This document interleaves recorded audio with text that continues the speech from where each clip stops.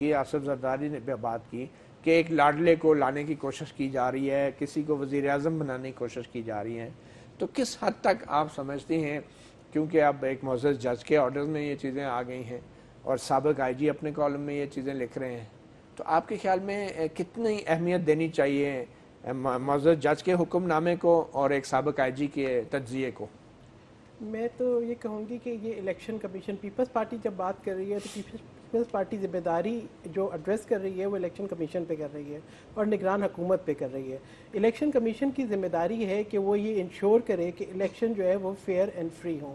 جہاں ہمارے تحفظات ہیں ہم ان تحفظات کا برملا اظہار کر رہے ہیں. آپ نے اس سے پہلے بات کی کہ جب اس قسم کے کیسز آتے ہیں تو وہ سرفیس ہوتے ہیں تو اس کا کوئی جو ہے اثر ہوتا ہے ووٹرز پہ، یہ نہیں ہوتا.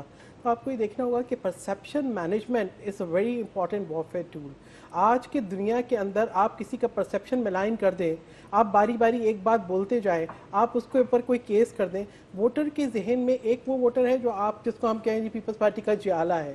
لیکن پیپلز پارٹی تو اب دیکھ رہی ہے جنرل پبلک کی طرف، ان لوگوں کی طرف جنہوں نے ڈیسائیڈ کرنا ہے کہ ہم نے اپنا ووٹ کس کو دینا ہے، جو منشور کو دیکھ رہے ہیں، جو آپ کے پیغام کو دیکھ رہے ہیں. اگر اس قسم کی ایک چیز سرفیس کر جاتی ہے، اس کی کوئی بیس ہو یا نہ ہو، وہ ایک پرسیپشن کریٹ کرتی ہے جو کہ بہت نقصان دہ ہے. تو میں کہوں گی کہ ایسے پرسیپشن کریٹ کر کے، آپ کو پتہ ہے کہ اس سے پہلے بھی ایسی ملیشیس کمپین جو ہیں وہ چلی ہیں. اصغر خان کیس ایک مثال ہے، ٹھیک ہے. اس کے علاوہ آپ یہ دیکھیں کہ اس سے پہلے آپ نے ایک just Asghar Khan case malicious campaign تھی. ملیشیس دیکھیں پیسہ دیا گیا نا کہ آپ کسی بھی طریقے سے جو ہے آپ جو ہے وہ ملیشیس کیمپین تو دیکھیں ملیشیس ایکٹ تو تھا نا، ایکٹ تو تھا نا. آپ اس کو یہ بولیں کہ اس کی انٹینشن تو اچھی نہیں تھی نا. کس کی انٹینشن؟ دیکھیں وہ انٹینشن تو اچھی نہیں تھی، جنہوں نے پیسے تقسیم کیے، جنہوں نے پیسہ تقسیم کیا اور جنہوں نے پیسہ لیا. اصغر خان صاحب کی انٹینشن تو اچھی تھی. ان کی انٹینشن صحیح تھی. بہت شکریہ، بہت شکریہ، he brought that to the limelight. بہت شکریہ سینیٹر صاحب.